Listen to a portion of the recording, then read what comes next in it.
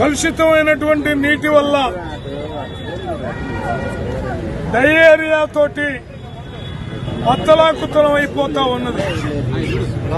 ఒక ప్రాంతానికే పరిమితం కాకుండా నగరంలో ఉన్నటువంటి సంగడగుంట, నెహ్రూ నగరు, శారదా కాలనీ, శ్రీనగరు, ఇలా నగరం నలుమూలలా డయేరియా వ్యాప్తి చెందటంలో మున్సిపల్ అధికారుల యొక్క ఘోర వైఫల్యమే ప్రధాన కారణమని ఈ సందర్భంగా సిపిఐగా తెలియజేస్తా ఉన్నాం.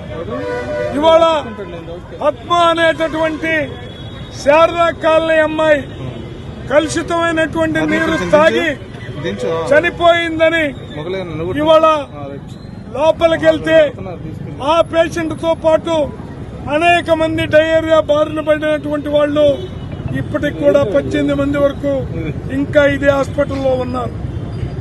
శ్రీనగర్ 7వ లైన్కి సంబంధించినటువంటి ఆవిడ దారుణమైనటువంటి నీరసంతో, విపరీతమైన విరోచనాలు, వాంతులతోటి డయేరియా పడగ నీడలో మృత్యువుతోటి పోరాడుతున్నట్టుగా ఉంది.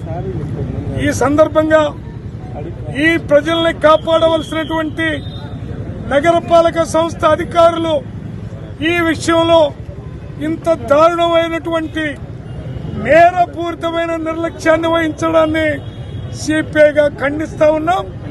బాధితులందరికీ, వాళ్ళ కుటుంబాలకి వైద్య ఖర్చులతో పాటు వాళ్ళు అనేక రోజులు పనిచేయలేరు కాబట్టి వాళ్ళకి తగిన పద్ధతుల్లో కాంపన్సేషన్ కూడా ఇవ్వాలని సిపిఐగా డిమాండ్ చేస్తా ఉన్నాం.